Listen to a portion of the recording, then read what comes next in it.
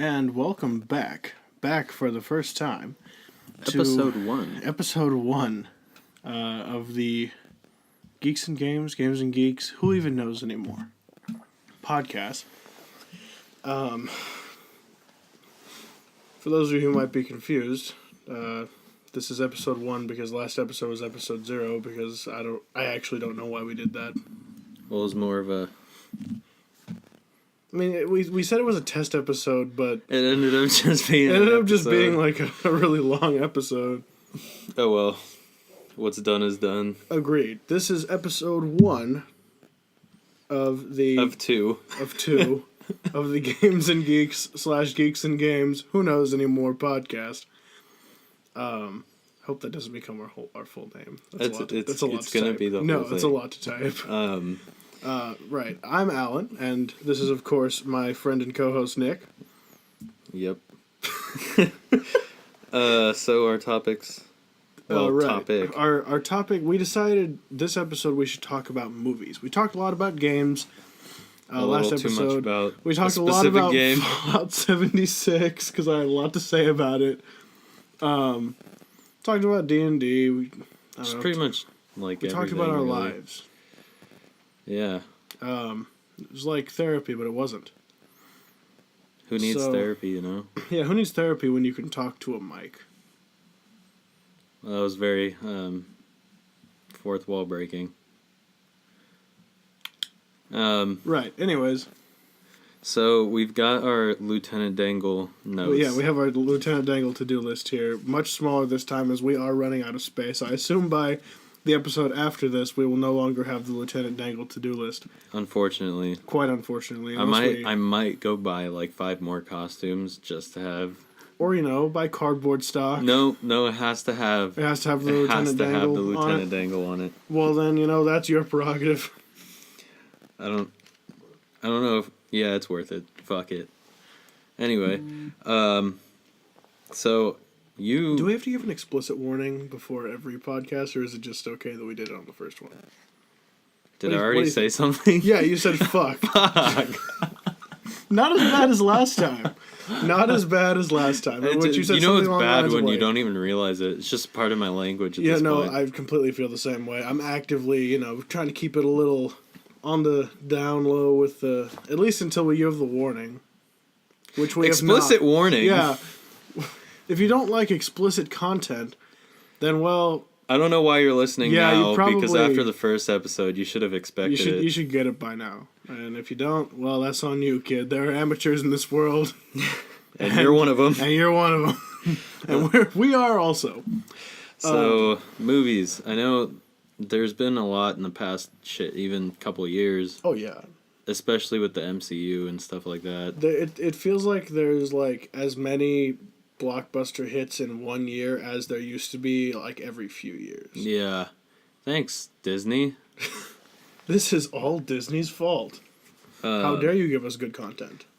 For the most part. Most part. We got Frozen. I mean, that wasn't like a blockbuster. Are you sure? Because for a good, almost two years after that movie came out, it was just Frozen every... Shit, I'll still see fucking Elsa in some random shit. I did, Frozen on Ice, which, haha. They had, they probably had a play or something. I don't know. I didn't even watch Frozen. I didn't see Frozen, but I was forced to listen to the soundtrack. Oh, no. Yeah. Why?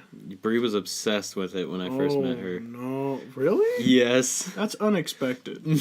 Dude, I listened to that soundtrack more than I'd like to admit. So that's just more than once. It was at least 3 times a day. Oh. Every other day for a good, month. Oh, no. Yeah, it was bad. That's just awful. Yeah, eventually, it's when you work in retail long enough, you just tune out the music for 8 hours. Yeah. It kind of ended up being like that. But, then I'd catch myself singing along, and I'm like, shit, dude, it's brainwashing. You're succumbing to the Frozen... Wasteland. The Frozen music. Wasteland of music. It was bad. It was depressing. But aside from, Frozen, we've gotten a new Toy Story, which was depressing. Yeah. Because they all almost died at the end. Well, yeah, it was a good climax. And then we're getting the new Toy Story 2019. Pretty excited about that. I've only seen part of one of the trailers. I think they only released 2. Apparently Key and Peele's going to be in the new one. Yeah, I guess a lot of people... I heard Keanu Reeves is going to be in this one. That's interesting. Because Tim Allen was on some late night show I saw last night or the other night or something. And he was like, yeah... Keanu Reeves' part is really interesting, and also see my Christmas movies. And we're like, no, Tim Allen, we will not see your Christmas movies. They are awful. Except, of course, for the greatest masterpiece of a film in history. And we both know what I'm going to say. I swear to God. Santa Claus 3, The Escape Clause. There is no better film than Santa Claus 3, The Escape Clause. That is a fact. It is indisputable. And if you don't think that's true, then, facts don't care about your feelings. One day. Ben Shapiro will be here. One day Ben Shapiro will be on this podcast. For no particular reason. Then we got... what else is coming up? They just released the new Lion King trailer today. Yeah. That looks interesting. Fantastic Beasts just came out. You saw it. I just saw it a few hours ago. I have not seen it yet. So we can't talk about it. Yeah. And then, all the MCU stuff that... Oh boy, all the MCU stuff. All the MCU stuff. I'm excited for Captain Marvel. Just over the past, who's not excited for Captain Marvel? A couple people I know. Why? I don't know. Because I think they have some weird tiff with Brie Larson for whatever reason. Odd. Yeah, I don't know. I don't know much about Brie Larson, so Yeah, but you've got that, and then they finished filming Avengers 4 a couple months ago. And then what else did we get? Deadpool 2. Yeah. Which was a fantastic movie. Oh, it was so good. I watched it like 3 times. Mm-hmm. We've got the Ant-Man and the Wasp. I didn't see that. You should have. Really? Was it good? Yes. Are you into the MCU? Not hugely. Okay. I'm down with the more mainstream movies, but I didn't see Ant-Man and the Wasp as one of those. Did you see the first Ant-Man? No. Oof. Come on, what are you doing? It's Ant-Man, Yeah, Ant-Man's awesome. And I don't know, they're funny. They're funny movies. He's a comic relief character. Yeah, the main character's a comic relief character in a comic book movie. Yeah, but it helps to know the backstory, because it does still tie into the main... Well, probably, yeah, but... No, it does. He wasn't in Infinity War because he was on house arrest. I understand what you're saying, but... was that a spoiler I just heard? Did you just if they haven't seen this shit by now... I meant to me. How dare you spoil something? If you haven't seen this shit by now... That's a good point. Just it's like spoiling... Harry Potter? Yeah, it's like spoiling Harry Potter. It's like saying that, straight Snape kills dies. Gay Dumbledore. Snape dies. Snape dies. How dare you spoil that movie for me? But, yeah, and then I when I was in the theater, I was like, I wonder how they're going to tie this in the Infinity War, because it came out after. And it wasn't up until the very ending where he goes, I don't even remember exactly, what it is. But basically, they built this machine where you can shrink down to the size of an atom, and I'm pretty sure you can go through dimensions with it, too. Mm-hmm. And he was in the machine, and the Wasp and her parents, who were the scientists that built it, were outside of the machine. And then Thanos does his snap, mm-hmm. and the Wasp and her parents disappear, and Ant-Man's stuck in there, and that was the end of the movie. So, that's going to be interesting. How is he going to get out of this? How are all of them going to get out of it? Yeah. With half of them stuck on Titan, the other half doing who knows what in Wakanda. That's where they left off. Yeah, that is where they left off.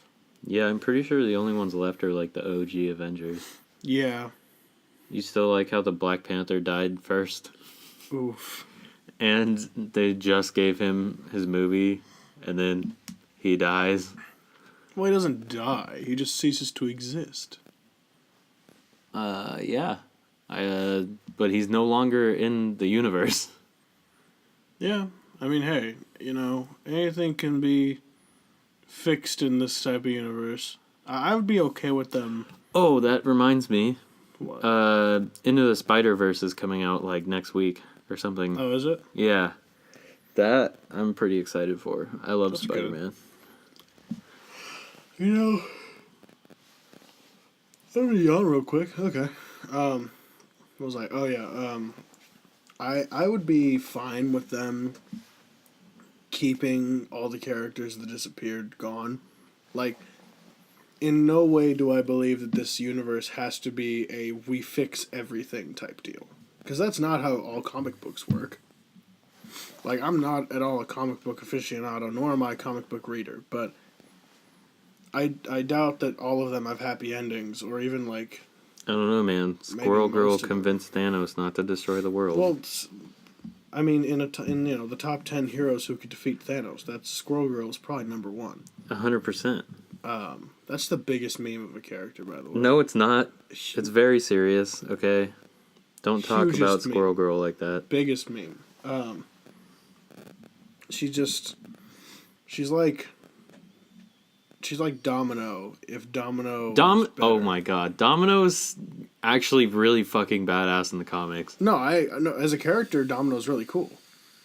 Like, just that her power is, luck. Yeah, they make fun of that in the movie. It's like having just a 10 luck stat in any game, and you just...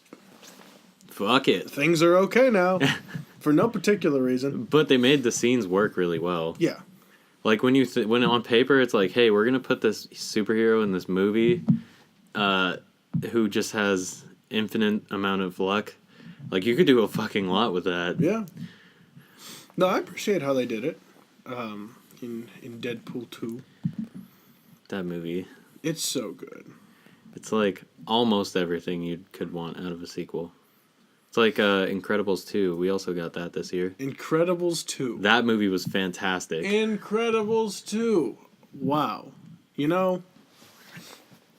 So The Incredibles was, without a doubt, my favorite animated film growing up. Like, it was by far... I watched it... I was the kid that watched it, like, 3 times a week. And that might not sound like a lot, but it's a film. Watching it 3 times a week is a lot. The style of it is just fantastic. The sort of, like, era that it's in general, like the era the world is set in, right. Like that weird sort of almost like retro feeling, but also semi-futuristic type deal. Yeah. That's really cool. It's almost like Fallout, like pre-war Fallout, except a little bit Is this a theory? No. The universe of Incredibles and Fallout are one? That is incredibly stupid. And I don't even like that you just said that. But that's just what it sort of reminds me of. It's the closest thing that I can think of. Yeah. So the first Incredibles film had quite an impact on me, and I was excited as all hell for the second one. But I was also kind of worried because, one, the sequel was released like, over a decade later. Almost a decade and a half, right? Mm-hmm. So that's one thing. It's almost never a good sign when that happens. I think they hit some snags in the road. I can't remember what exactly. I think it was something having to do with either some of the actors didn't want to do it or the writers were refusing to work. I don't know, but there were just a few snags. But so I was worried for a multitude of reasons. And then I saw the film, and coming out of it, I thought that, the villain, first of all, was both obvious, but not too obvious at the same time. Like, yeah. If you ask me, for a while there, they totally... And, all right, can we spoil this film? Can we talk about this film? Yeah, I'd say it's been out long enough. Okay. So, you could totally, for a while there, believe that the brother of the two, the rich dude, right? He could totally have been the villain. Like, it's just a total possibility. It was something that you were thinking in your mind. I mean, the first time I saw him in the trailer, and I thought he was the villain. What if they made Edna the villain? Well, then the Incredibles would have just lost. Edna is a genius, and if she ever became a villain, all she would have to do is add capes to their suits, and they just all die. Shit, you right. Because remember, no capes. We all know what happened. Pretty much just a multitude of snags. If you think about it, like all that it was, the only problems with the capes was that they just kept getting either caught, snagged, or sucked in by things. The DC universe just needs to throw that into a Batman or Superman movie, and I'd be you want Batman to get crushed by a 10-ton elevator? No, just to get kind of snagged up for a second. Just throw in a little Easter egg, All they needed was like a Velcro strap, so it could just like that cheap cape you buy at like the amusement parks and stuff. You'd still look decent enough because the fabric would be good quality, at least. I guess you'd have it secured with pretty heavy duty Velcro. It wouldn't be like one of those cheap little half a centimeter. You're just wide. waiting for it to like come undone, but it's so heavy duty, it's just choking you out. No, like eventually, because I'm sure all the superheroes have like real thick necks, right? Those necks will go clean through that Velcro before it chokes them out. I'm almost positive of it. At least like Mr. Incredible. Yes. I mean, who else matters in that universe except for? No, yeah, that's it. Come on. He's the man. He's the boy. He's the dude. All right, Mr. Incredible or Batman, who would win? I mean, conventionally, like, Mr. Incredible is a pretty normal dude other than the fact that he's just, like, excessively strong. So maybe Batman, if Batman just shot him. Batman doesn't kill people. I mean, he did his first comic, holy shit. He hung somebody from his Batcopter and flew him around Arkham City. Yeah. We don't talk about early Batman. Early Batman is not now Batman. Early Batman was a true vigilante. I could totally see why the cops hated early Batman. Because he just, like, ran around actually killing people. I mean, fuck it. But, hey, you stole that penny? I'm killing you. If he refused to kill Mr. Incredible, I'm almost positive Mr. Incredible's smart enough to find a way out of whatever situation Batman puts him in. Literally the only reason the Incredibles won against Ginger Boy, what the fuck was his name? Syndrome? Yeah, is because he had a cape. Can we acknowledge that? So basically he lost because he didn't get his suit made by Edna. So theoretically he still could have beat the Incredibles. I mean, I don't know. I feel like they could have still beat him if they just, like, because that, like, the glove, or the gauntlet that he had, they could just, like, pinpoint freeze somebody. That was real OP. Yeah. Please nerf. But instead of nerfing it, the Incredibles just decided to patch out that villain completely. And by patch out, I mean blow up in the turbine of a jet. Well, Jack did that. Well, yeah, essentially. Well, no, the cape did it. Because it didn't have a heavy-duty... The cape is the true hero here. It didn't have a heavy-duty Velcro strap. The cape is the true hero for his thick neck to go through. Yep. Because Syndrome was real thick. He had a real thick neck. He was a real thick boy. He ate too much pizza when he was a kid. Hell yeah. He just looks like that type of kid. He just wanted to be Incredible, and he was trying to gain all of his strength by eating pizza. Because that's probably what Mr. Incredible did in between when he was young and, like, when he was Can we also talk about how the mole guy that left off in the first movie... Underminer? Yeah. Was, like, the most underrated, like... Because you're expecting, like, oh, hell yeah, like, this is going to be a cool villain, because they're picking up right where they left off. Mm-hmm. And then he gets away, and then you literally just don't see it. And then you do nothing with it. You know what? Third film? Possibly. Or TV spinoff? Oh, please don't do that. If they do it right. Nope, I don't like TV spinoffs. TV spinoffs I don't do not like them. Either. Good. They can fucking die. Okay, There's not a single TV spinoff I liked. Give me an example of one you hate. You put me on the spot. I can't think of one now. I can give you one that I know you'll like. I have a feeling I know what you're going to say. I have a feeling you know what it is, too. 1, 2, 3. Clone Star Wars. Wars. Clone Wars, yeah. yes. It's so good.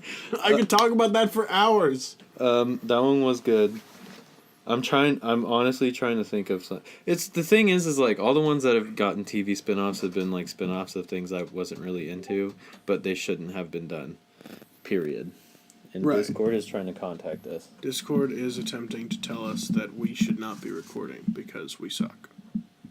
We know Discord. Those are real mean words, and I don't appreciate you. So I have a sheet. We're gonna find out. Do you watch Disney movies? It really depends.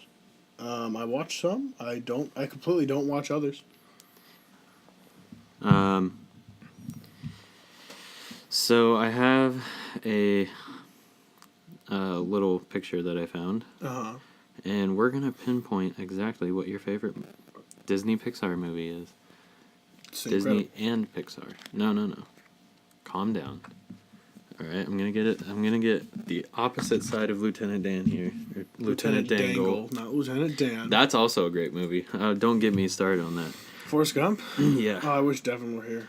All right, so we're gonna start on the Disney side. Okay. All right, Lion King or Tarzan?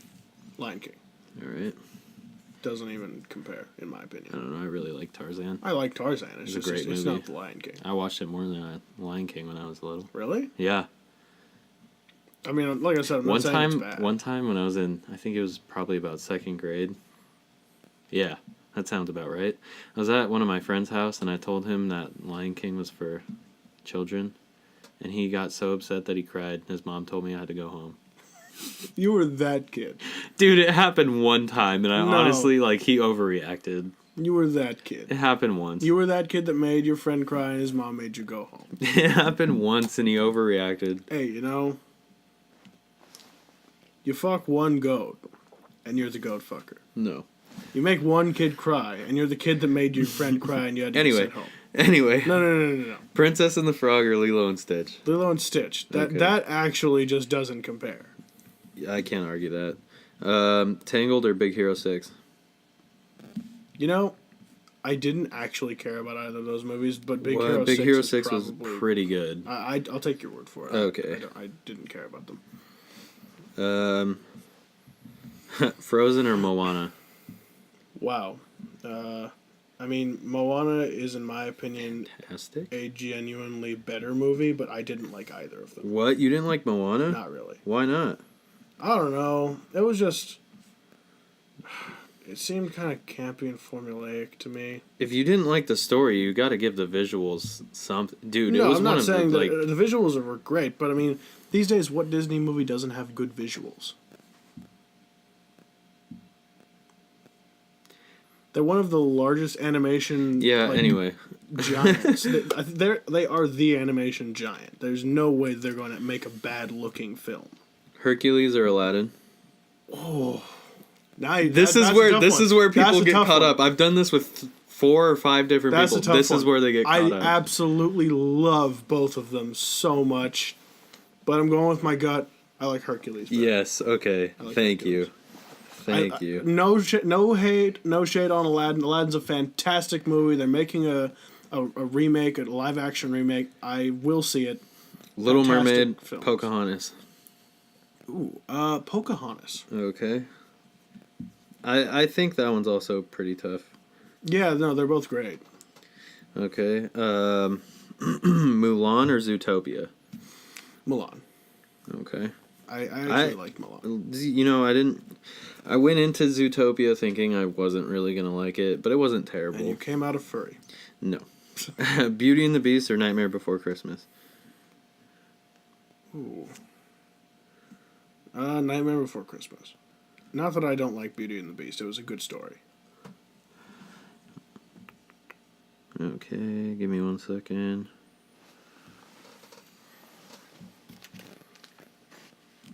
You got Hercules, Pocahontas. You went with Mulan. And... What? Sorry, what was it? Nightmare Before Christmas? Yeah, you're making a whole flowchart. Okay. Now we're gonna move. Actually, we'll just finish this entire side, and then we'll go to Pixar. Okay. All right. Lion King or Lilo and Stitch? Lion King. All right. Sorry, Lilo and Stitch. I love you. I love Lilo and Stitch. It's great. Oh my god. Lion King was like an instant classic. Okay, that's a TV spinoff I actually really fucking Lilo love. and Stitch? Yes. See? That was really good. I completely forgot that it even existed. Oh, it was great. Big Hero 6 or Moana? Big Hero 6. Okay. Hercules or Pocahontas? Hercules. Okay. Hercules is up there for me, actually. Dude, it's really good. It's so good. Danny DeVito. I love it. Anything with Danny DeVito in it makes me happy. The trash man. He throws garbage all over the ring, and then he eats the garbage. Slits Cricket's throat with a trash can. Mulan or Nightmare Before Christmas? Ooh. I like those. Toughie. I like those two movies for very different reasons. See, Nightmare Before Christmas is cool because you got Halloween and Christmas, and the characters are all actually pretty well written. I mean, not that they aren't in Mulan. I love Mulan for the characters. I love Mulan for the story. The concept is pretty cool. Mulan. Okay. I just convinced myself. So then we've got Lion King or Big Hero 6. Lion King. All right. Probably could have written that one down before you answered. It's like I said. It's an absolute classic. It's a masterpiece. Which leaves Hercules or Mulan. Hercules. All right. So that leaves Hercules or Lion King.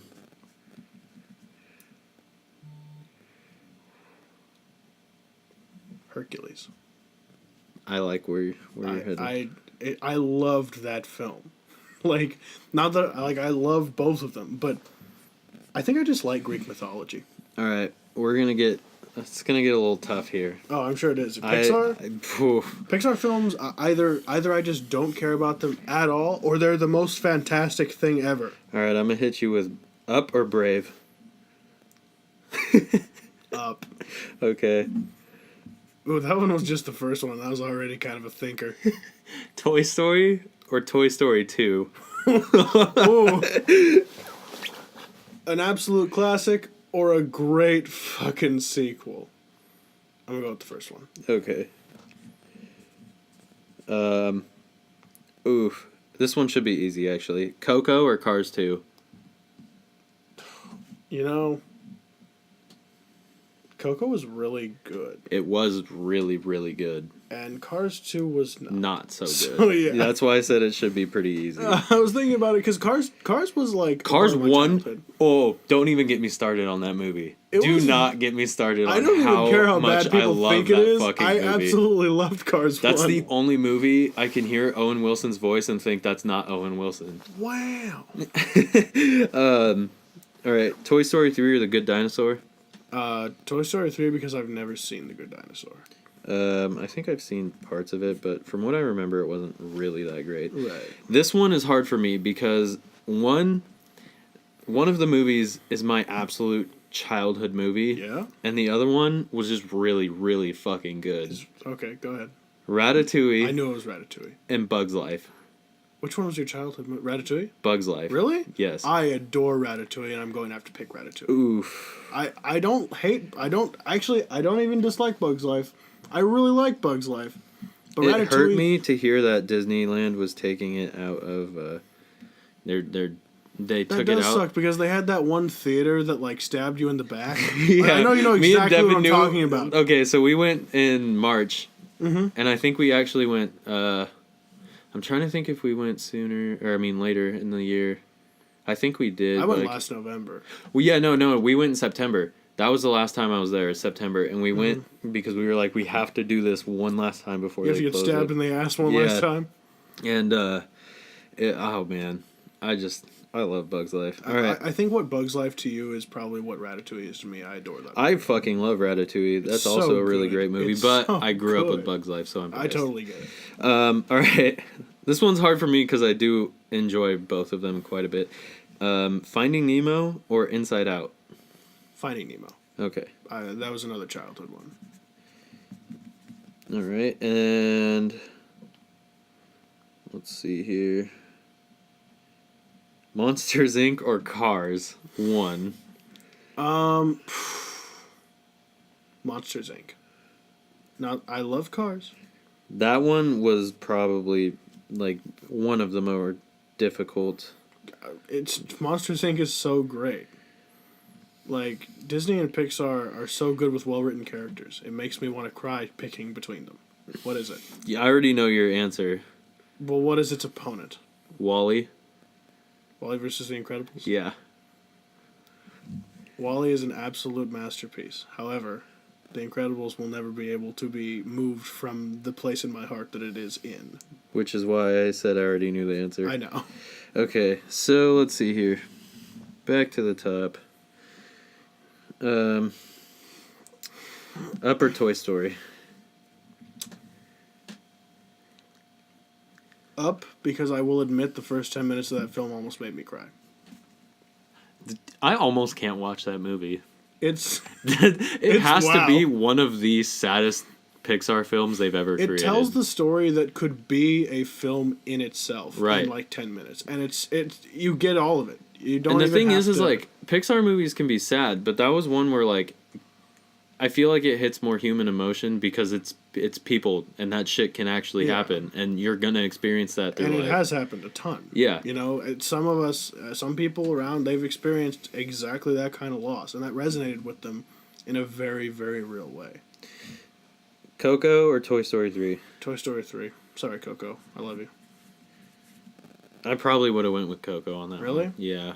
I love Toy Story 3. I like Toy Story 3, but it was not my favorite movie, and I personally think it's the most overplayed Pixar movie. I agree with that, but it's just one of those things. I mean, it's not the best, like, trilogy ending film. That obviously has to go with Santa Claus 3, The Escape Clause, but, I fucking hate you. But it's definitely up there. It's probably number 2. Alright, Ratatouille. That's not true.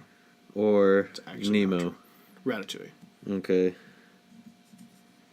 That leaves Monsters Inc. or Incredibles. Sorry, Monsters Inc. Oh, you just got knocked right off. Nothing can beat The Incredibles. Up or Toy Story 3? Up.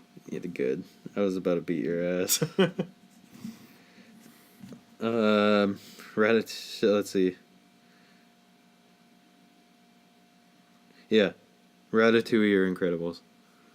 Why you gotta do that? Like, if Incredibles is number 1, Ratatouille is probably number 2. So that's like really hard. So yeah, Incredibles. All right, so I know your answer is going to be Incredibles against Up, because it's just a given at this point. So let's do Incredibles versus Hercules. Let me talk about this a little bit. Okay. So, okay. Hercules is obviously the tale. It's an epic. Like, it's a huge, larger than life sort of, you know, saga. The trials that he has to go through. The small Danny DeVito satyrs that he must train under in order to become a warrior. I mean, it truly is the hero's journey. Right. That one was for Dave. He talks a lot about the hero's journey. So, and it's not as relatable, but I think it's more fun, like in a certain way. It's really fun to see even a character such as Hercules still struggle to do things and know that he is, you know, part human, and that's what you relate to, and that's how every myth goes. Right. But, and also, the characters are pretty well written. Danny DeVito's in it. That's an the trash man. Just because Danny DeVito's in a film, that's an automatic 5 out of 10, and that's the baseline.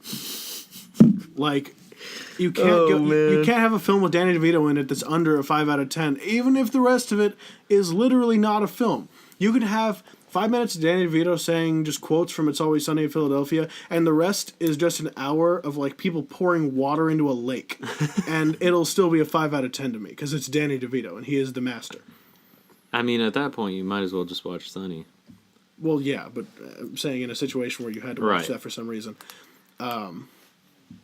yeah, I don't know. That's just my mind. But on the other hand, The Incredibles is a far more grounded, real human story where people, minus the superpowers, have gone through that sort of struggle. They hate their job. They feel like they're in a dead end. They're not in their prime anymore. They feel all washed up, you know? And they just want something exciting to happen. They want that millennial, I'm 20 years old and going nowhere in life type of crisis. Except, millennials hit our midlife crisis at like 23, where normal people hit their midlife crisis at like 45 or 50, 55, in that range. We just hit it way too early. That's our problem. But, and then, it's this opportunity. You finally get this opportunity to do something that you used to do. You used to, like, really enjoy doing. But it's young people work, It's people in their prime kind of thing. Mm-hmm. You get to do that again. You get to get back in that shape. You get to go back to that state of mind where you are absolutely on top, where you're back with the old boys. You're doing your thing. The boys are back in exactly. Town. Except, and also Samuel L. Jackson. Yeah, you can't go wrong with. And also, Where Is My Supersuit? One of the most iconic scenes in meme history. It's just a classic. But, and this rise back to power, because we saw him at his prime in the very beginning of the film. Correct. Where he was an absolute fucking prick. He was really, really shitty to people. But he did his job well. He was a really good superhero. Of course, his wife-to-be had to show him up, but that's just because Elastigirl is Elastigirl. And then we see his rise back to that state, and that's a fantastic journey. We can relate to that in ways. Even, me as a kid, I could relate to feeling like there was really nothing for me to do in general. Like, I was just a lump of inert matter. Human flesh. Yeah, that was doing nothing and going nowhere. But then again, I feel like there's a phase when you're a kid where unless you're like hyped up on crack playing all the time, that you'll feel like that. But and that's why I think that The Incredibles is not only a movie for kids; it could be a movie for anybody. It's a very relatable story in general, and the action is fun. They don't overuse it. They don't overplay the action. There are like 2 really good action scenes in that entire film. I will never forget Dash running on the water. Dash running on the water was fantastic. And then after they got back to the city, the no, that'll take us downtown. God, that's such a good scene. That was such... You know why it was good? Because it was an actual human argument taking place between real humans that just so happened to be superheroes. It wasn't a superhero argument. Especially if you've been in a relationship. Exactly. It was, no, take that exit. No, that'll take us downtown as chaos is raining around them. Like, as the robot is destroying everything. That is what the relatability, is. Yeah. That's why people really liked it, in my opinion. And I can go on about this film for another, as long as I can, but that's sort of what I'm trying to say is why it's such a good film. It's both awesome, and it's relatable, and it's well written. Right. And you combine all those together, you slap on the Pixar animation, which, of course, has been fantastic for years, as long as I can remember. I love the art style of The Incredibles. It's fantastic. Yeah, we were talking about that earlier. Exactly. You slap all that together, and you have a 10 out of 10 film, in my opinion. I love that film with all of my heart, and that is why I'm sorry, Hercules. I'm sorry, Danny. I have let you down. You can cut me with your toe knife. That was It's Always Sunny reference. But I'm going to have to pick The Incredibles. Oof. It's not even... I just totally Fallout 76 to that entire...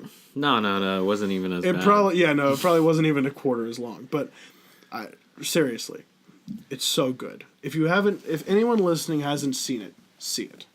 Do yourself... If you haven't seen it, I don't know what you're doing. What are you doing with life? I don't know. Maybe they just hate Pixar. I think I've only met one person that's actually hated Pixar. And they're not a person. Oof. I mean, who is it? Like, I don't know. You don't know? Hitler isn't a person. I bet even Hitler liked Pixar. Please don't put that into this world. Quotes. Please don't put that into this world. Quotes. You know what? I'm not saying that Hitler's a good guy. I'm saying Pixar is awesome. So, come at me, world. Oh, boy.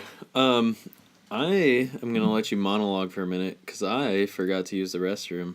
So I'm going to go do that. What do you want me to monologue about? Give me a topic. Pretzels. If you can monologue about pretzels until I get back, I would be impressed. Okay. Pretzels. So, I'm going to do this like I'm talking to my friend Dave. Because I can talk to my friend Dave for a really long time, probably to his own personal demise, without pausing. So, pretzels. I have to say, in terms of like soft pretzels, I absolutely love soft pretzels. Wetzel's pretzels, I love Wetzel's pretzels. When they were like still a huge thing. I don't go to the mall anymore really, so like I don't really go to Wetzel's pretzels if it's even still there. But when I did, it was fantastic. They had this very specific mustard that paired so well with the little pretzel bites, and the cinnamon pretzel bites. Let me tell you. Let me put you on this. Wetzel's Pretzels Cinnamon Bites. I actually don't know how widespread that chain is, but if it's in your area, get them cinnamon bites because you are missing out otherwise. Watch The Incredibles, get them cinnamon bites. Otherwise, I have no more advice for you until I do. But hard pretzels, on the other hand, like the traditional miniature hard pretzel salted snack, I don't like those. They have a very cardboardy sort of, like drywall texture. And they make you so thirsty. I don't think there's anything on this earth that makes me more thirsty than a small bag, a baggie, if you will, of hard, like, miniature pretzels. Pretzel chips. I have only recently discovered pretzel chips. And let me say, pretzel chips with hummus is pretty good. Like, I'll eat that. I'll snack on that, Like, you know what I'm saying? You feel me? I hope you feel me. You can't respond, but I hope you feel me.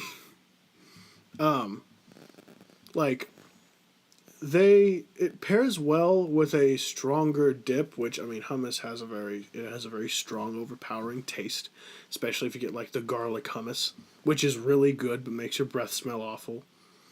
But, you could even put, you could serve it with cheese slices, or, like some salami, or both. Make, like, a little mini pretzel salami cheese sandwich. I don't run your life. But it's really good. And I cannot believe that he left me this long to monologue about pretzels. But I'm going to keep doing it. I want to know the name and birthplace of the person who created the first soft pretzel. Because, like, how do you think of that? How do you because the way they make pretzels, to my knowledge, they, like, take the stringy dough in the air and they sort of twist it around and they make a perfect pretzel shape. Was he just playing around? Like, was he just, like, flipping around dough like you do? And suddenly he just had a pretzel and he was like, this looks pretty cool. I'll bake this. Slap some butter on that, throw it in the oven for however long. Take it out. Like, wow, this is just like, the bread I was going to make, except it's twisty and fun. And then the first person to dip it in like, mustard. Is mustard even really a dip? Who thought of that? You take a pretzel, you dip it in mustard, you don't expect, because mustard's not, in my opinion, like a mainstream dip. It's not something you just dip everything in. In fact, I don't dip anything in mustard except for pretzels, because what else do you dip in mustard? You don't dip fries in mustard, that's weird. You're objectively weird, don't at me. What else? I mean, what else do you do? You don't just dip like chicken strips in mustard. Honey mustard's one thing. That's a different animal. Mustard. I'm just talking straight mustard. You don't just dip chicken strips into raw mustard like that. Like, that's not how it works. That's not how the game is. You still following me? I hope you are. Like, but, I mean, where even was I? Yeah, who thought of that? It's like the first guy to dip fries in ketchup. Like, who did that? Or even in, like, ranch or something. Because ranch, it's a salad dressing. Some dude was like, oh, maybe this will taste good. Like, that's how a bunch of food was made, obviously. But some guy was just like, maybe this will taste good. It's pretty weird sounding, but okay. And then he does it, and he's like, this tastes pretty good. But I don't know. Like, these seemingly weird food combinations. And pretzels and mustard, it's for sure one of them. Like, I don't know. On paper, I feel like if you've never had pretzels and mustard, if you've had pretzels and you've also had mustard, you're like, I don't know if that would go together. Like, maybe the saltiness would interfere with the mustard flavor. Maybe the mustard would completely overpower the pretzel. Who knows? And then you try it and you're like, wow, this is a surprisingly decent combination. Perhaps I should try ketchup, because maybe ketchup's better. Who knows? I actually do know. Mustard is for sure better for pretzels, at least. I love ketchup. Don't get me wrong. Like, you gotta feel me on this, right? So, I think I don't want to tangent off into just a dip or a condiment conversation, because I do like ketchup a lot. No, I just said I wouldn't tangent off. So, like, back to pretzels. The point of my conversation with myself is that the dude that invented pretzels is really cool, and I thank him for his, I guess, contribution to society. The dude that invented pretzel dogs, now, I'm almost positive he's from New York, first of all. Second of all, that's just genius, man. Like, I get it, you can just replace bread with bread, but pretzel bread, that's different. So I've heard that pretzel bread is actually, like soft pretzels, I'm pretty sure, is like a form of a cookie, like a cookie dough. A cookie? Yeah, it's cookie dough? It's a form of cookie dough. That's crazy. I heard. I didn't really look into it, so I'm not 100% sure if that's Nick true. Nick is back, by the way, and I'm sure after he watches this, he will confirm now that I did in fact monologue about pretzels for as long as he was gone. I'm impressed. I'm gonna eat my shoe now. Good. I want you to eat the whole thing. Eat both. Cool, I got new ones, so they're not as nasty. You want to eat the new ones? Then you just be left with the old ones again. Hey, you know what? I'm not complaining. The old ones weren't that bad. Yes, they were. They absolutely were that bad. Right, so what even were we talking about? I just talked for like 5 minutes. About pretzels. 5 to 10 minutes about pretzels. Definitely wasn't 10 minutes. It was probably more like 5. It was definitely 5. Closer to 5. Yeah. Wow. Is that a talent, or is that like something that I shouldn't be proud of? I'd probably say it's a good thing. I don't know. Like if I was like, hey Alan, talk about screws and nails. You could probably do it for a good amount of time. I mean, there's the sort of like, hey Alan, talk about the history of oak trees. What is the history of oak trees? You could talk about like the evolution of the oak tree, the evolution of trees in general, the sort of where oak trees are localized, and how they've, expanded through. Humans completely have like crossbred, interchanged, switched up the entire world ecosystem game. And this is why I could tell you that it's a talent, because you're already going off on a tangent. Okay, fair enough. So what were we talking about? We had just finished up your decision making on Hercules versus Incredibles. Right. I was slightly disappointed, though I understand your logic. Hercules is a 9.5 out of 10. Incredibles is an 11. Where's the other 0.5? It's not Incredibles. Fuck off. It's really good. Fine. Okay, fine. It's 10 out of 10. Incredibles is an 11. I actually want to know the legit ratings on both of those movies. Look them up. Because, all right, let's see here. Hercules.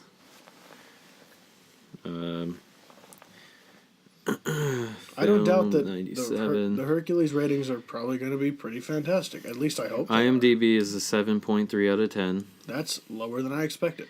Rotten Tomatoes is an 83%. Also lower than I expected. Honestly, I honestly think it's a really good film. Okay, and The Incredibles was... Let's see, is that the first one? So The Incredibles is an 8 on IMDb. Mm-hmm. And a 90% on Metacritic. So, without knowing, I actually had the same opinion as the crowd, basically. Yeah. Critics. And I probably gave a bunch of the reasons that critics would give to justify that. But possibly. At least I hope I did. I don't know. Personal takeaway is one thing, fine. But, an analysis of how the movie was done and made and the messages, I guess message is pretty subjective too, but how the movie was done and the production value cannot be denied. Correct. Right. So... What's your favorite movie? Just in general. Oh, wow.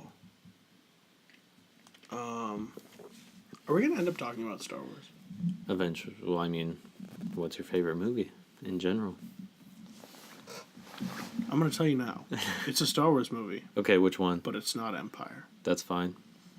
I adore Return of the Jedi. I knew you were going to say that. Because I've told you 1,000,000 times.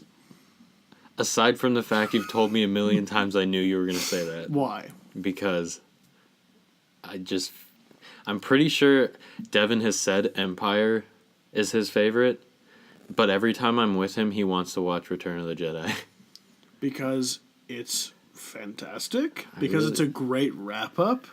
Yeah, to a series. It's like a film trilogy? I mean, you got the whole Ewok forest. Oh yeah, people hated East Side Oakland. A lot of people hated the Ewoks. Did you say East Side Oakland? Yeah. It's the movie is all about moving drugs, okay? What? And have you seen it's a long story. I don't know if I want to hear it. We'll talk about it when Devin's here. Okay.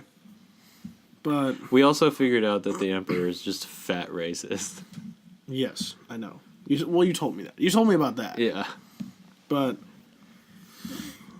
let's talk about Star Wars. I'm not ready. You don't have to be ready, my friend. Right. All right, let's start from canonically. Let's start from the beginning. So, The Phantom Menace? Yes. Okay. So you just want to go through these one by one? Yeah. You just made me so happy. All right, let me start. Okay. The Phantom Menace, out of all prequel movies, was the worst one. However, I would still say, for setting up the story, and for... Oh, God, no, I can't even vouch for the visuals, because the CGI was terrible. It wasn't a terrible movie. I personally enjoy it, because it's a Star Wars movie, and I love Ewan McGregor, and I think that Liam Neeson actually did a pretty decent job. What about Duel of Fates? You can't go wrong with Duel of Fates. I mean, come on. But the actors all killed it. I don't give a fuck what anybody says about young Anakin's actor. It is cringy, but he's a fucking kid. Like, he is a child. Plus, you'll find that Anakin himself is a pretty cringy character in the movie. Exactly. So, I mean, I feel like some of the nitpicking that comes out of that movie is 100% unnecessary. Mm-hmm. And I also feel that a lot of the criticisms that come out of it are also justified. But I do enjoy the movie for what it is. I like the Star Wars politics. I didn't end up liking it until I got older. Because, as a kid, you want to fucking watch Star Wars action, Right. That's what you're in it for. You want to watch dudes with lightsabers. Beat the shit out of... Yeah. But, as you get older, you're like, this is interesting. This is actually really interesting. And I I thought that The Phantom Menace did a good job setting up the rest of the trilogy. That's another huge complaint that people have about it, though, is that, like, the first 20 minutes is all just politics, and a lot of it is just, like, trade law. But, I mean, if you want to set up a conflict, you have to have a legitimate reason. You can't just be like, well, the droids are attacking for unknown reason X, and that will reveal 3 movies later. You can, but I think that's kind of shabby. Like, at least partial motivation needs to be revealed, and that's what they did. And so, I guess for me, The Phantom Menace is the second best prequel.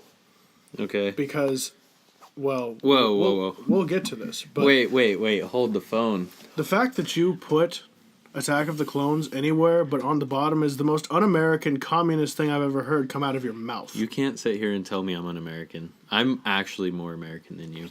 But what you said was un-American. How dare you even suggest that Attack of the Clones is not the worst Star Wars film? You can't put Attack of the Clones on the bottom just because of Jar Jar Binks. I absolutely will. Jar Jar Binks was in The Phantom Menace too. I know. I can and absolutely will put Phantom Menace on the bottom, and I will tell you why. Are you fucking mad because of the whole fucking sand, like... Besides the fact that he was cringy as shit. Oh my god. Besides that. The plot was overall pretty boring. First of all. It's so boring that one can barely remember it. I mean, the introduction of the Clone Army was kind of cool. Jango Fett was kind of cool. Half of it was just fan service, man. I'm not saying it's a bad thing, but if you make half of your film that... I guess. I'm actually angry. And then the fight scene, the big Jedi fight scene with all the droids. First of all, that was just for movies fighting's sake. Those Jedi would have destroyed those battle droids so easily. It wouldn't even been a fight. They would have had to overwhelm those Jedi 1,000 to 1. Because those battle droids, first of all, B1 battle droids suck. They suck so bad for so many reasons. I know. Horrible battery life, horrible combat AI. They have weird, bad, clunky personalities that make them... Sometimes it makes them lazy. Why would you program a robot to be lazy if you wanted to fight a war? The point of fighting a war with droids is that you don't use people who can be lazy. You're using a droid. I'm slamming the table, I'm sorry. I know. But you're using droids who are supposed to be able to just fight endlessly until their battery dies, And then you just recharge it. Until they're destroyed, you can just keep recharging it and reusing it. But they made the droids so stupid. And it wasn't even they made them stupid so they would go easy on the clones. The clones were made specifically for this war. They were made by the same guy who made the droid army just to play against each other. And there were so many of them on both sides, they could have just started massacring each other, and who would have really cared? Yeah. Okay, B2 super battle droids, those were pretty badass. I'll admit. Watch those wrist rockets. As one would say from one of my favorite games of my childhood, Battlefront 2. Oh god. So aside from the droids, that's just so much of it. Okay, let's move on to Revenge of the Sith then. Okay, I can move on to Revenge of the Sith. Okay, I'm okay. Just breathe. Just don't ever say something in through the nose and out through the mouth. Don't ever say something stupid like that again. Even implying that Attack of the Clones isn't the worst. How dare you? How dare you in front of my family, in front of my salad. Wow, that's a dead meme. How dare you say such a thing? Right. Anyway, okay. I'm okay now. Just breathe. I don't have to breathe. I'm okay. Okay. I'll just die. I'll just go unconscious. You're okay knowing that Attack of the Clones is not on the bottom then. I'll come flying up over this table, boy. That needs to happen every episode. It happened in the first one. What, me come flying up over this table? That's actually that's a turn of phrase that I got from an old friend of mine. His name is Vince. I don't know why, but he used to say it a lot, and it made me laugh so hard. But I'm not delving into my childhood. This is about Star Wars, which is also my childhood. So yes, I am delving into my childhood. But not Vince. Vince was not in Star Wars, confirmed, that's canon. Moving on. No, Disney wrote that out. Oh, shit. they got rid of the entire expanded universe, and also they threw Vince in. Yeah. Great. He's Captain Phasma. Why is he Captain Phasma? Great, so that just means that he gets completely unused in the films, and a book gets written about him. Yep. A good book, by the way, but... right. Revenge of the Sith. I've yelled a lot, and my throat is now sore. But... That's what she It's said. time to... Sorry. Anybody could say that. Anybody could say, I've yelled a lot and my throat is now sore. And I'm opening a water bottle, and it's going to make noise in the mic because the mic is sensitive, and shut up. So, I don't... It's been a while since I've seen it, but I do remember a good majority of it, because it's very depressing. A lot of it is kind of depressing, yeah. So, I mean, the beginning... Who even cares about the beginning of that movie? No, because, I mean, it does... important information is good exposition at the beginning, I think. Because, in my opinion, Revenge of the Sith is the best prequel. Okay. Were you expecting me to contradict that with something? Oh no, because then that implies that you would say that Attack of the Clones is the best prequel. In which case, we have problems. I'm going to have to delete this audio because it's evidence. So, the beginning, I mean, Padme tells Anakin, "Oh, we're having a kid, and it's going to be real bad." And Anakin was like, "I'm not supposed to have kids, or a wife, or sand, for previously stated reasons." And so they're like, "Oh, this is quite a situation." And Obi-Wan is out Obi-Wanning like Obi-Wan does. And, he goes further into the film. He goes and he kills Grievous, of course, with the hello there. That was... What? What do you have to say? No, it was really good. Okay. Yeah. I think the fact that he used a blaster in the end, it's interesting to his character, because if you know anything about Obi-Wan, you'd know that he despises blasters. He thinks they're, they're random and too random and unpredictable, and they're kind of barbaric, even though lightsabers are like really, really ancient sort of Jedi weapon. But that's not the point.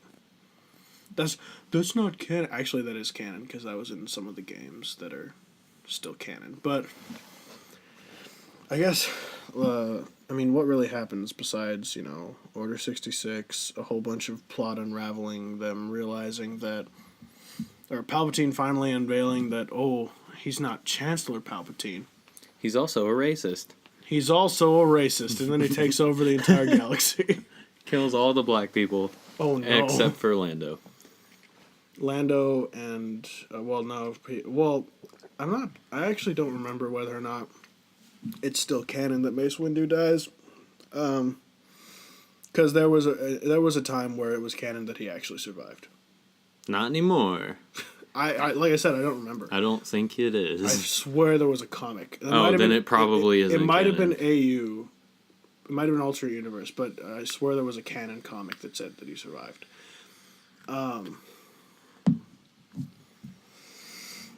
Yeah, Order 66 happens.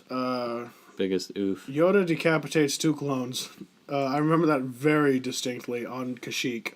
Yeah, one of them was a pretty important clone too. Well, I'm pretty sure they were both his. They were his commanding officers. I don't remember the green one's name. Wolf? No, don't quote me on that. That might not be Wolf. No, it wasn't Wolf. I think Wolf survived. Don't quote me on that, like I said. Clones are not really my forte. My forte. Don't make me come over this fucking table. Did you know that, quick side note, did you know that forte used to be pronounced fort? That's great. Don't ever say Fortnite again. Where are we at, man? Fortnite. currently reaching for it. Oh, that is an just for it's a real gun. The sake of the filters. It's a real gun. No, that is a BB gun. It is unloaded and is not pointed at my face. One of those is a lie. Okay, it's the last one. Anyway. So what do I have to say about the film other than that? I mean, the end fighting scene was kind of cool. You are my brother. Yeah. I mean, it birthed one of the best memes ever. I have the high ground. Which, let me tell you why. Having the high ground in Obi-Wan's situation actually helped him win. Other than the fact that having the high ground usually helps you win in a battle anyways. But Obi-Wan's Obi-Wan's specific lightsaber style, he uses Form 3. I'm pretty sure it's Form 3. It's Form 3 or 4, but it's Sorisu. I don't know how to pronounce it either. It's an extremely defensive form, and he happens to be like a grandmaster, or he's really, really good at it. So the point of that form is to just defend. Like, defend, block, deflect, until you find a weak spot in your enemy, and you use that exact, very small pinpoint moment to exert all of your force to strike them down as you can, while still staying in a defensive stance in case it doesn't work and they're able to get a counterattack. That's what he did. He was a little aggressive, I'll admit, for a while in the battle. But as soon as he had the high ground, and as soon as he realized just how angry Anakin was, and that's how he messed up. He didn't think it through in the entire battle, basically. He was just kind of flailing at Obi-Wan, and just random flailing of a lightsaber at someone who is a master of that particular form especially, you're not going to get anywhere. They're going to be able to deflect everything, because he has really strong precognition. That's why he was able to fight Grievous effectively. He was considered one of the only Jedi, probably the only Jedi, who could have killed Grievous. Because, one, he had really great force precognition. 2, he was a master of that particular art, and Grievous is just such an offensive duelist. And 3, because nobody else would have gotten plot armor blaster. And that's really the reason. But this isn't George R.R. Martin. No, you see, with Game of Thrones, you only have plot armor until like you're only half useful. You don't even fucking have plot armor. And then you just get killed. Show. You just die. There have been. I don't want to talk about it. I swear no character from that entire series just retires gracefully. They get either like beheaded or poisoned or both, or they get gold poured on them. Did you actually watch that show? No, but I've been told about it a lot. Mostly you. Yeah. Who was it that got gold poured on their head? Daenerys' brother. That's a real oof. He was a dick. Still, no one. It was badass though, because he just goes, "You want your crown? I'll give you your crown." That's Boom. Just so fucked up. Though. No, it was awesome. I'll take your word for it. I'm sure it was, but back to Star Wars. Obi-Wan's a badass, is what I'm trying to say. We all know this. He's one of my favorite characters. What else? Next movie. Yeah, I mean, I guess we can go on to A New Hope. Nope, you skipped one. Oh, you mean Rogue One? Yeah. I didn't hate Rogue One. I did. Let me tell you. I didn't what. hate it. It was just, I didn't feel like a Star Wars movie up until the last scene, like the last battle on Well, that's because I feel like what people expect out of Star Wars are just these, grand scale sort of... No, not really. It just didn't... I don't know. It just didn't feel like a Star Wars movie to me. I mean... think of what people are used to Star Wars-wise. The very first... The plot the very reused first scene... over and over again. The very first scene of the very first film was a Star Destroyer pursuing the Tantive 4. Uh-huh. And that was badass. Like, even for the time, those special effects were badass, blah, blah, blah. Practical effects are so good. At this point, special effects, I mean, they're all just good. You have to try, kinda, to make it look bad, in my opinion. So I don't think... or you just... you either have to try, throw CGI in a movie that doesn't need CGI. Right. Disney. Well, we're not talking about... Well, I guess we are talking about Disney. Yeah, because they threw a shitload of CGI into the older movies when they didn't need it. Like in... I guess you're right. Well, no, George Lucas did some of that. Yeah. Oh, yeah. I guess so. Oh, God, no, but it was in Return of the Jedi when you're in Jabba's palace and the fucking alien is singing. Mm-hmm. It's so bad. The CGI is so obvious. It's terrible. You know, I just try not to think about that. Right, so Rogue One. Episode 3.85, essentially. What even to say about this film? I should not be that close to the mic. Like I said, I didn't hate it because it explains at least a lot. The Bothans. And by a lot, I mean, well, yeah, there were so many Bothans died to obtain this... Bitchware. This fucking... Yeah, exactly. Like, so many Bothans, and also the heroes of a movie that's not out yet have died. Mostly the second part, though, because we didn't really see any Bothans. They probably did, just not to where the heroes went because plot. But it explains at least why the Death Star had such a horrendous flaw. Because if you think about it, what it would have taken to take down the Death Star, the Rebellion just didn't have. You could totally take down the Death Star, like, by sheer numbers, by, like, sheer force. It would take fleets of Star Destroyers. It would take landing party after landing party, because at the end of the day, penetrating the kind of armor that the Death Star had with turbo lasers would take a long time.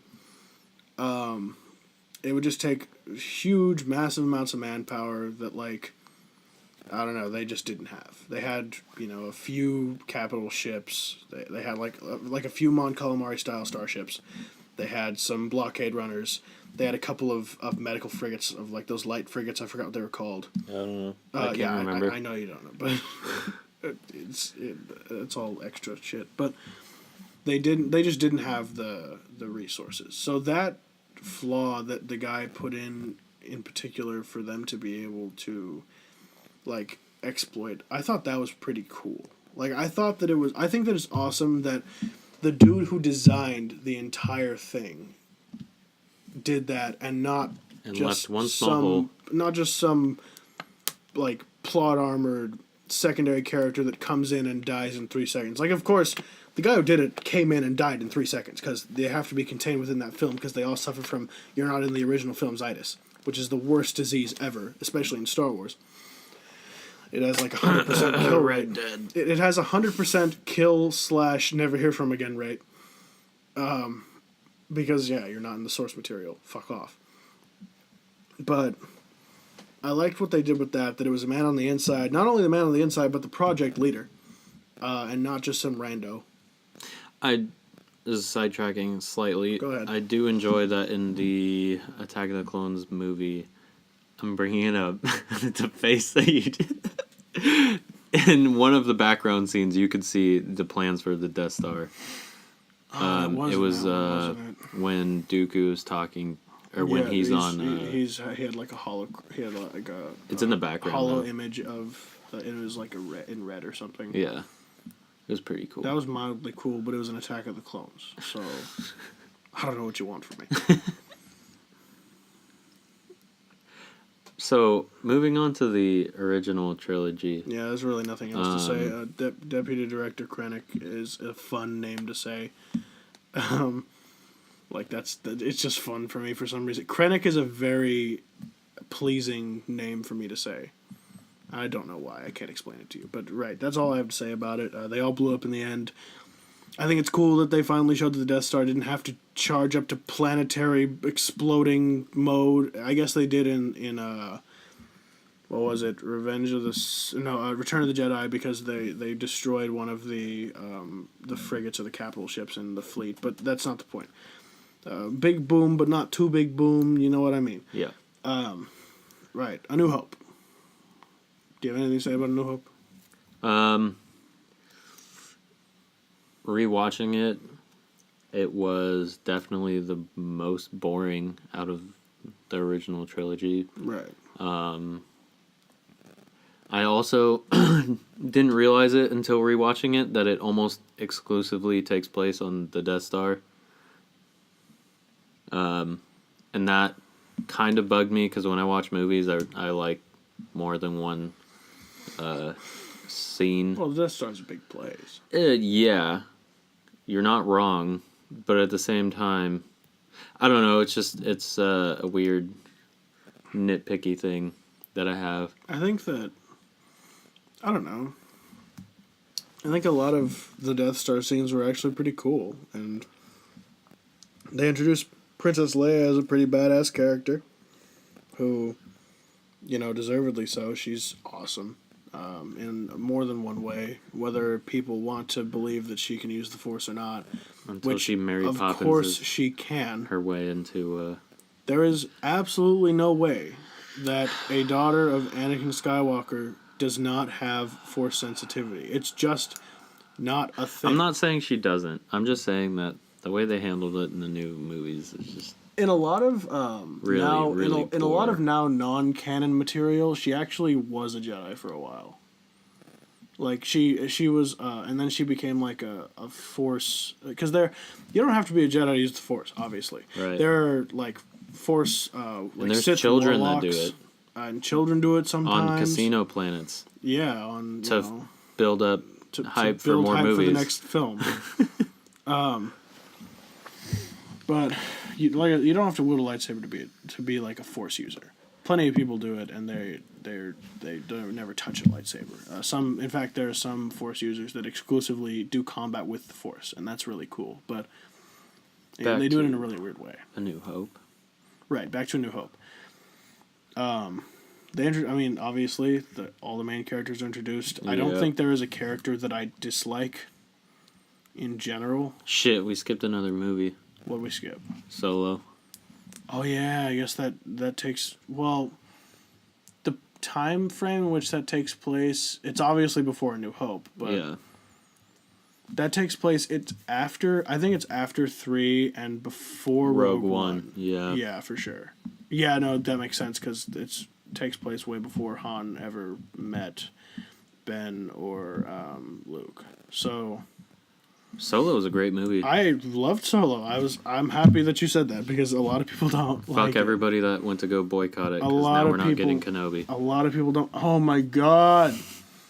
That's like the other thing that you could have said to piss me off about Star Wars, is that we're not getting Kenobi. Yeah. Thank you, people that boycotted Oh my Solo. god. Let's boycott it, because it's not like the other ones. If it's not exactly... I'm banging the table again. If it's not exactly the same... I'm banging the air now because I don't want to make a huge noise. If it's not exactly the same, we don't want it.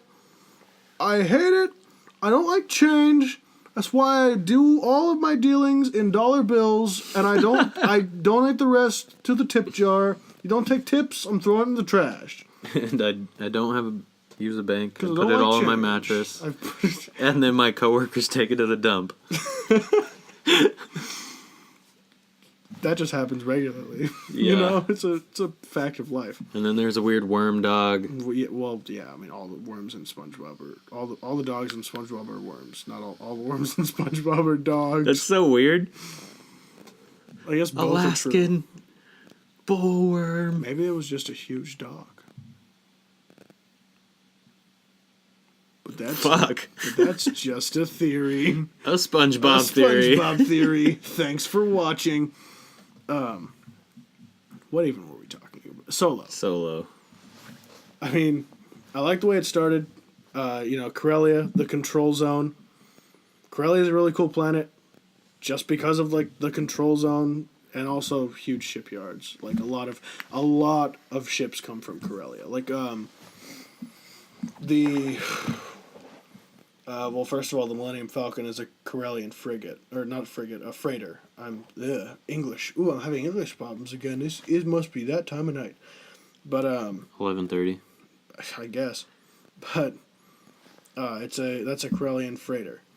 A lot of the ships in, like, you've never played Empire at War, but it's really good, and it's on, like, G2A for, like, $5, and it's honestly a great game. It's old, but it's old and it's an RTS, but you might like it. I like it for, like, all the extra lore information, honestly. And also it has Galactic Conquest, which, if anybody... I love Galactic Conquest. Anybody who played, Battlefront 2... Was it in Battlefront, the original? No, I don't believe so. If anyone played Battlefront 2, you'd know what I'm talking about. Galactic Conquest.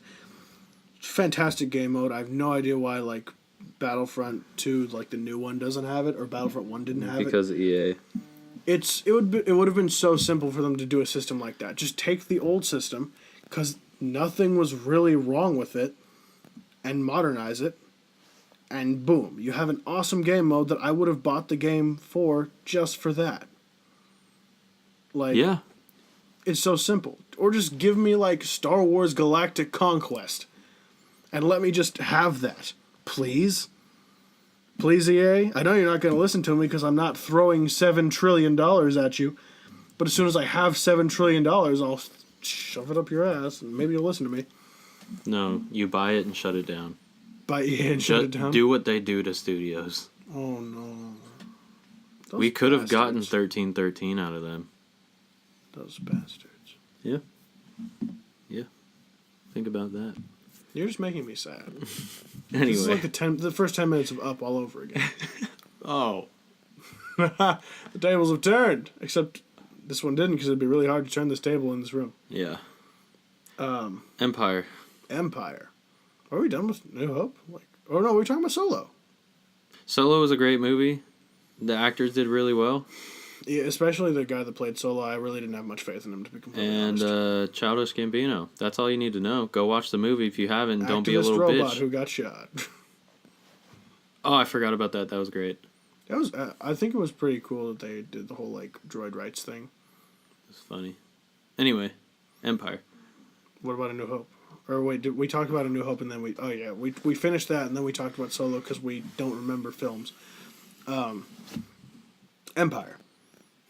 I mean, I'm not denying that it's an awesome sequel. It's a fantastic sequel. It's one of my favorites. It's not my favorite Star Wars film. You're telling me that you like it more than Chamber of Secrets?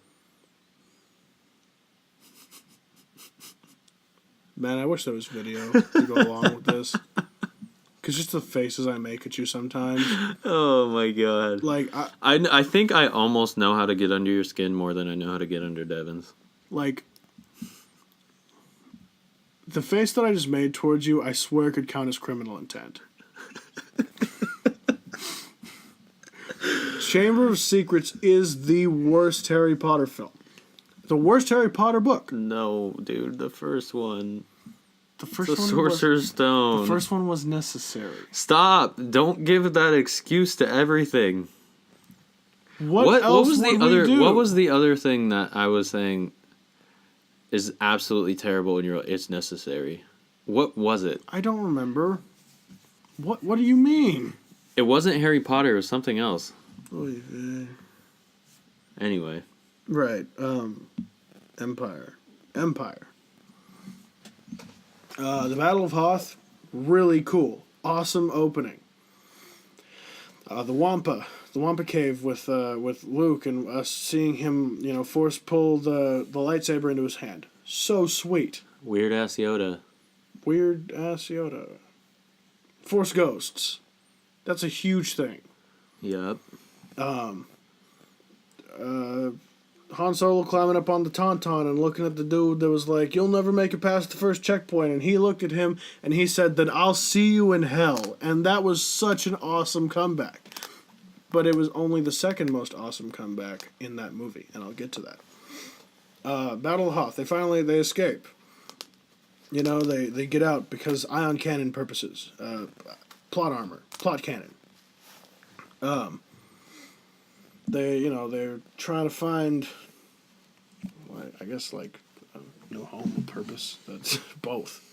But, I think what I really like about Empire is that it really seemed like the bad guys had just kind of won at the end. Like they have, they have Han, they've foiled the plans of the good guys, and it's not even like Vader cuts off Luke's hand. He reveals to him, "I am your father," or the most misquoted line.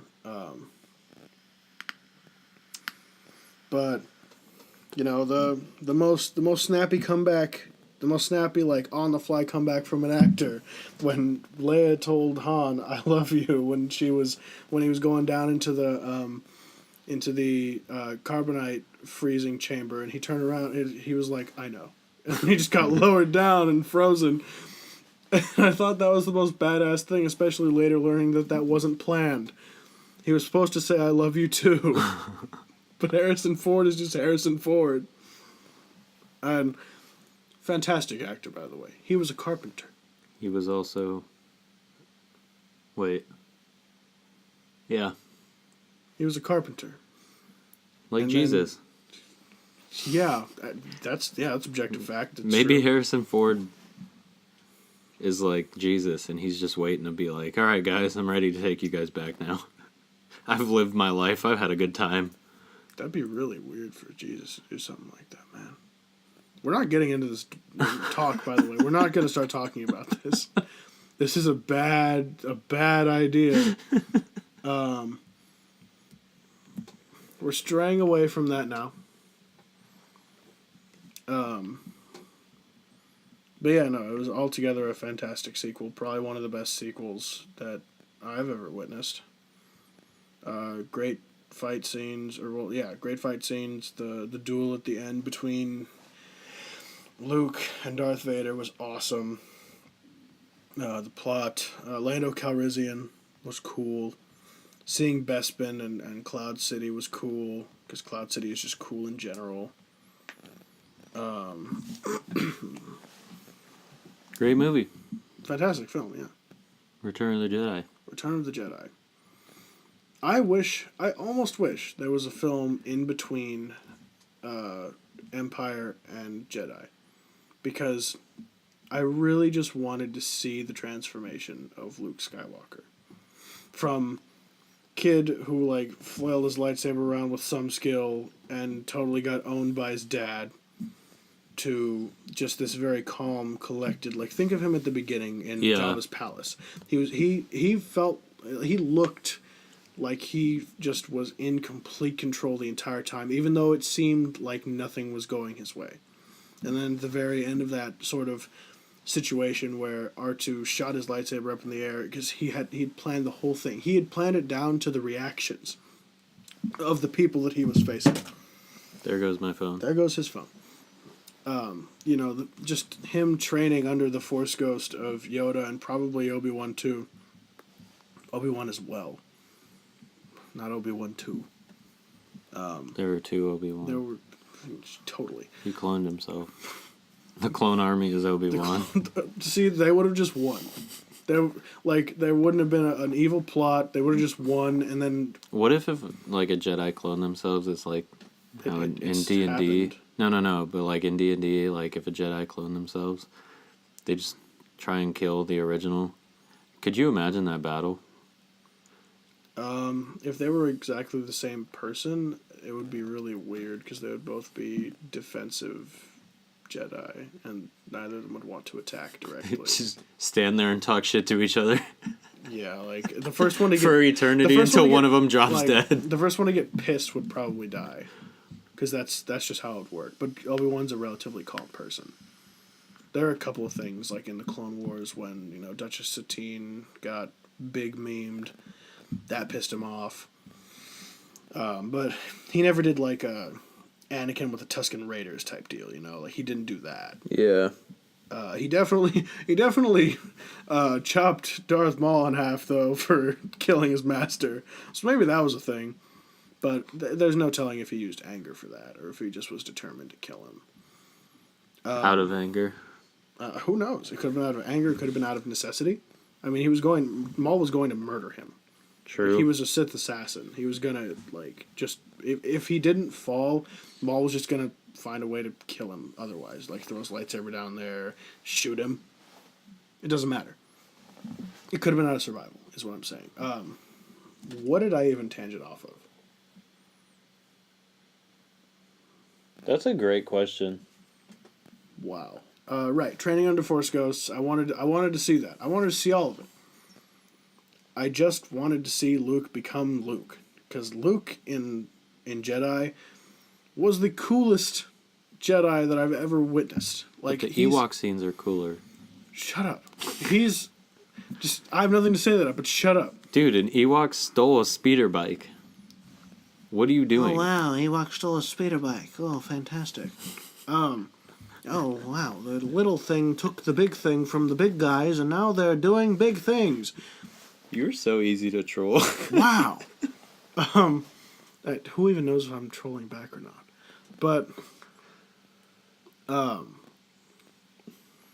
the point is, like, he's one of the best Jedi in general, in my opinion, because he's not just a completely light side by the code. Right. Because that's really what got the Jedi from the prequels. That's what got the Order. That's what crumbled the Order. They were too blind. They were so blinded by their code, right, and by their ways, they didn't like turn their head to see what was going on. Fuck, that reminds me when Yoda sets the code on fire. Yeah, when he sets the books, the and then he starts text. laughing and just disappears, and you're like, "What the fuck, Yoda?" It's what he didn't realize in life. Yeah, he figured it out, and he was like, none of this matters. It's not the point. Like, the code isn't the point of being a Jedi. Oh, while Luke's over there sipping on his blue milk. Well, at that point, it was green. Oh, yeah. But... that was such a weird scene. Yeah, watching old Mark Hamill drink green milk... Out of an udder of some random alien. Some weird alien creature. I don't know if I needed to see that, but it's almost, in a way, it's almost okay that I did. It was an experience. That's to say the least. Well, we can sum up the new movies by, they're pretty good. I feel like all the actors do a fantastic job. There's some issues here and there. A lot of people hate on these new movies for, like, very minuscule reasons. The visuals are obviously going to be great. Yeah, I mean, it's 2018. It's 2018, and it's also a Star Wars film. And it's also funded by Disney.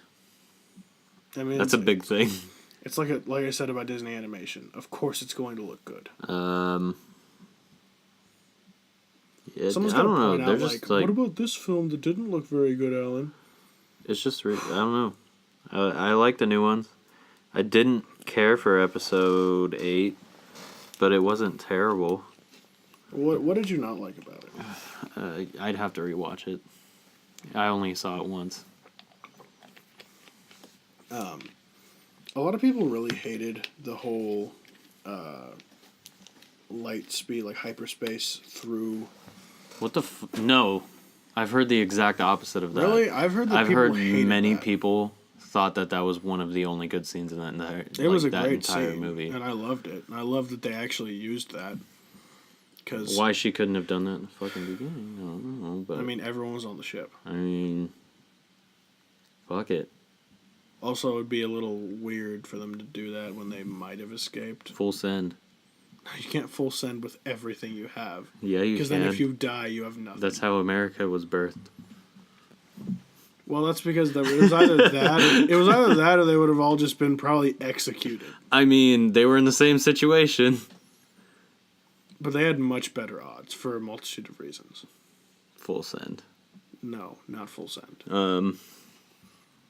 Yeah, Star Wars is definitely one that hits close to home for all of us, including the people that aren't here right now. It's a passion of mine, honestly. I love it.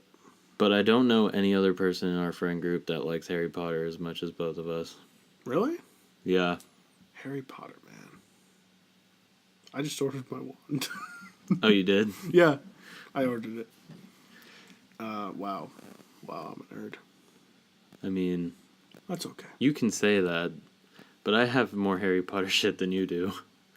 You have more just shit in general. Yeah. You're a collector, though. I'm not really a collector. Yeah. I just wanted it because, honestly, I'm going to wave it around like a dork. And then have it sit on a shelf for years to come. I occasionally do that with Snape's wand. Oh, I forgot I got that for you. Yeah. It's cool. Like, it's really cool. Yeah, I like the weight.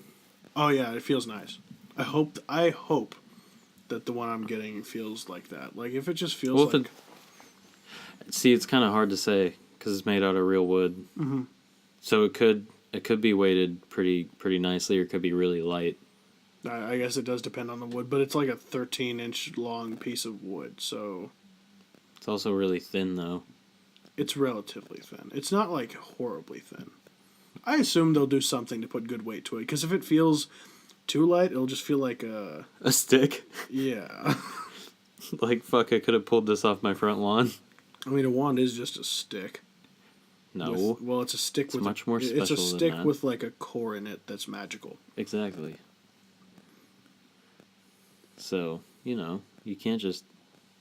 It's not just a stick. It's more than a stick. Did you want to go over all the Harry Potter movies, or do we have God, no. We already did that, 2 days ago.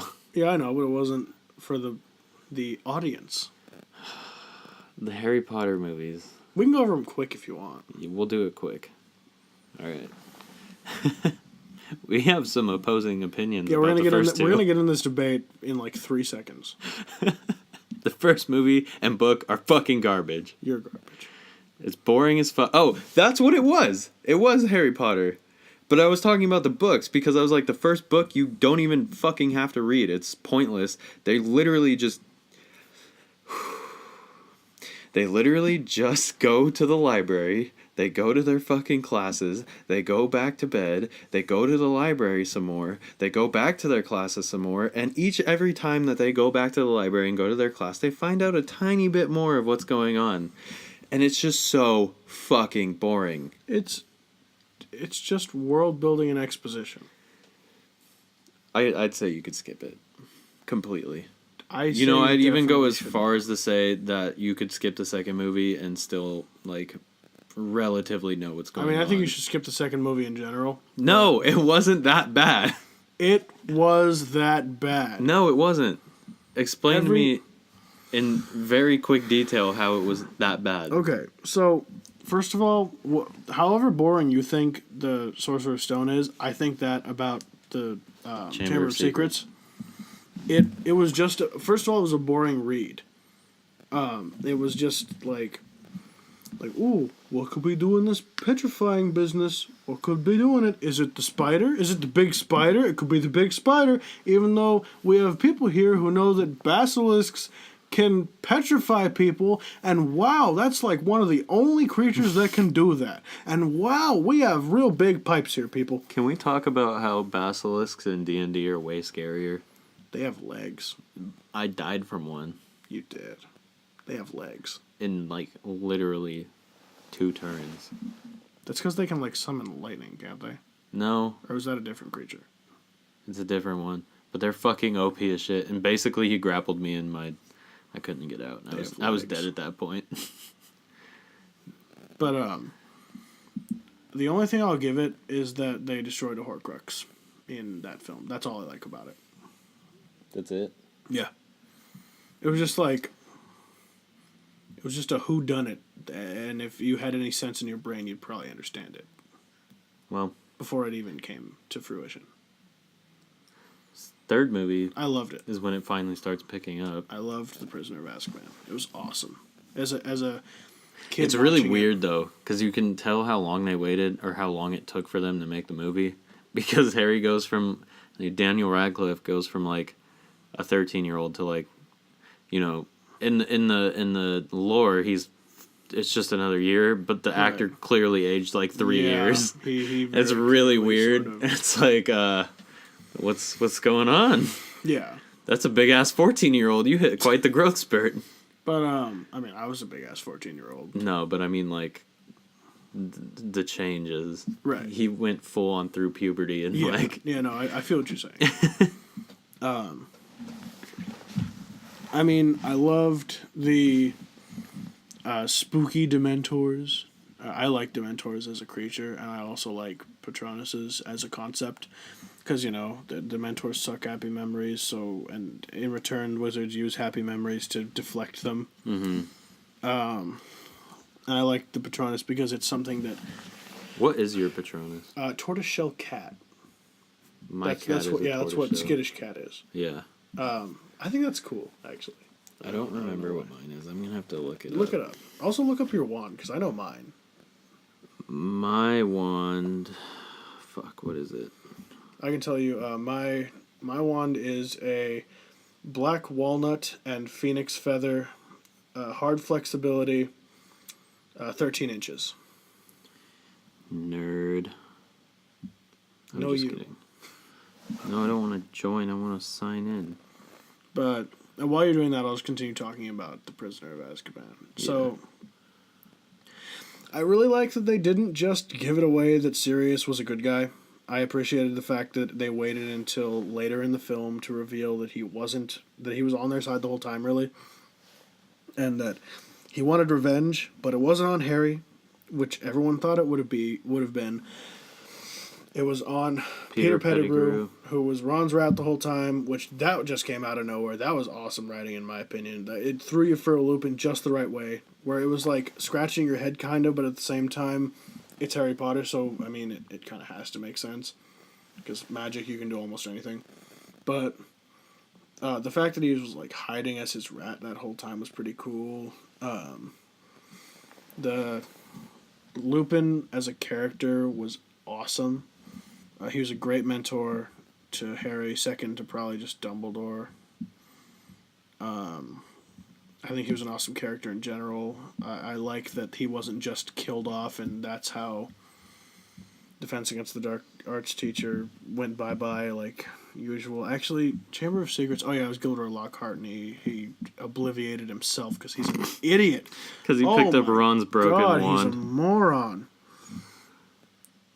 Owning a wand, and then, for a while, for, a few decades, you should understand that they're very volatile when they're broken. But he's an idiot. He is an idiot. He's a massive idiot. I hate him. I despise Gilderoy Lockhart so much. That's another reason why I don't like the Chamber of Secrets. Gilderoy Lockhart is just a moron. He's not a good plot device at all.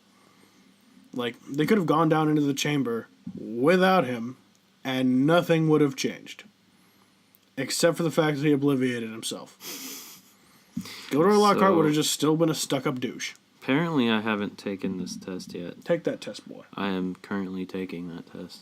Right. Prisoner of Azkaban. Dementors were cool. Sirius Black was cool as a character. He was awesome. He was well written. I like the freedom that the characters were finally given. They were able to leave the castle, go to Hogsmeade and do all that business, do all that stuff. Get some good old butterbeer. The Time Turner was cool. It was a little, it was, real heavy plot armor, but whatever. It was a cool, I hate when people say, I don't like Harry Potter. Why? Well, it's just stupid. Okay, but have you seen them? No. Okay. Have you read so what's... books? No. But... J.K. Rowling's proposal for Harry Potter got turned down this many times, and I'm like, what? That's not a reasonable I don't know. It's just... Studios are about making money, not about making good things. Remember that, people. I'm currently rubbing my cheeks because I was talking so fast earlier that they hurt. And my Patronus is... Dude, this test is so annoying. It has a whole animation to it. Yeah, I know. Okay. Oh my god, you're fucking lying to me. What is it? It's a hedgehog. A hedgehog? Yes. That's awesome. I'm pretty sure I've taken this test before. I don't remember. That's weird. Have you taken the wand test? I fucking guess I haven't. I'll move on to the Goblet of Fire while you take that. I'm kind of confused because I'm almost 100% positive I've done all this. But well, it's a good thing that you did this before you ordered your wand. Because now you can order it to your specifications. Did they give more fucking covers to these books? They did. I don't like them. There's 8 trillion covers to the original Harry Potter books. I don't even care. No, I don't like them. The new ones are... I don't like them. I don't care about what they look like. I just care about what's inside of them. The same thing you've read over and over again? Precisely. Fuck the story. Give me my wand. Alright, let's do this. Right, so Goblet of Fire. Awesome movie. I don't think I dislike any of the films going forward, so don't at me about that. Films or books, obviously. I'm talking about both because I've read and seen them. There are a couple of discrepancies that are weird, which that just goes for all the movies and books for the Harry Potter in particular, because J.K. Rowling is extremely detailed, and she writes a lot of just a lot. A lot of a lot. And they had to cut it down, trim off certain things, like the potions room in the first one, and probably any good part in the second one. But... and probably something else in the third one. But Goblet of Fire. I like the idea of the Triwizard Tournament. I don't understand why more schools weren't involved. Maybe they just aren't as old. And that's why. Because, Applewood with a dragon heartstring core, 13 inches. Ooh, same length. Supple flexibility. Delicious. I understand that Hogwarts, Beauxbatons, and Durmstrang are all, really old or whatever. That might just be why they've had a rivalry forever, blah, blah, blah. But... I'm gonna take the test to figure out what North American school I'd be in. Oh, I did that too. I don't... I think I want to take it again, though. I'm not sure. But... Cedric Diggory was a cool character. He's just Edward from Twilight. Stop saying that. I know that it pisses you off. Yeah, because he's fucking not. No, Cedric Diggory isn't like Edward Cullen. I'm not. I understand that, but that shit still makes me mad. I mean, they're just the same actor, And I like him much better as Cedric Diggory. Because Cedric Diggory was a cool character. He was a good boy, and he died for plot reasons. And that's it. I don't care what you have to say about it. The other schools were relatively inconsequential, to be completely honest. I wish they had played a bit of a bigger role. I understand that the headmistress of Beauxbatons played quite a role in at least, the Hagrid little C plot. And... later in the storyline that's actually not mentioned in the books, they go and try and convince the Giants to fight for Harry's side, and they don't. But I think just in general, 4 was great just for the really cool visuals. The Triwizard Tournament was awesome. The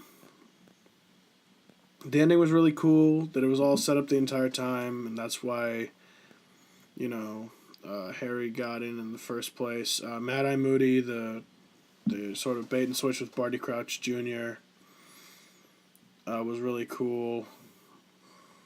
And how Dumbledore had it all figured out by the end. And he didn't, there was no discussion really had. He just busted into his office and he held him at one point.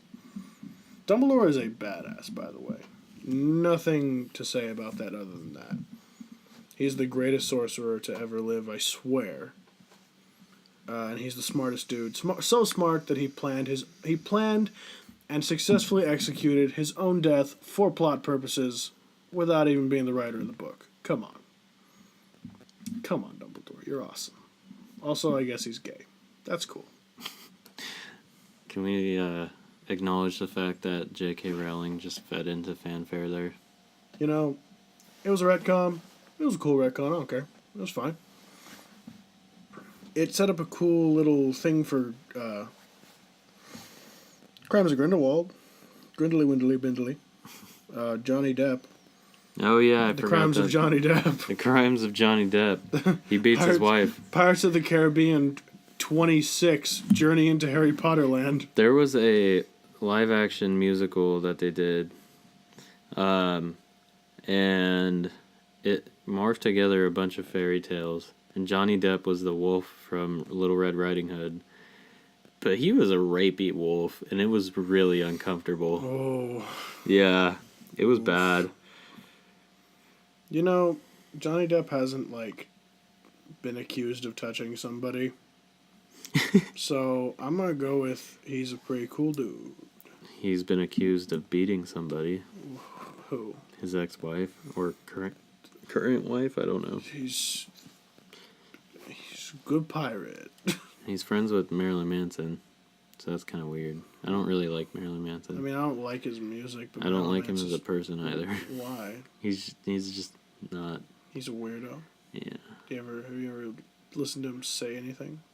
Oh yeah, I've watched interviews and stuff with him. I just think he's weird. I don't think that he's a bad guy. I could probably agree with that. He's, in fact, from what I've seen, he's actually a really intelligent guy too.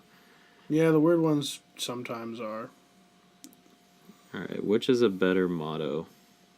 It is nobler to be deceived than to be mistrustful, or friends should not demand blind faith. Ooh. Right, so Order of the Phoenix. This is one of my favorites, for sure. I'm just trying to get through this so that, I've been sorted into the Horned Serpent. The Horned Serpent? Yeah, I don't know anything about these North American houses at all. I don't know much about Ilvermorny myself, yeah. About my house. Oh, God. Watch this be the Slytherin of the North American house.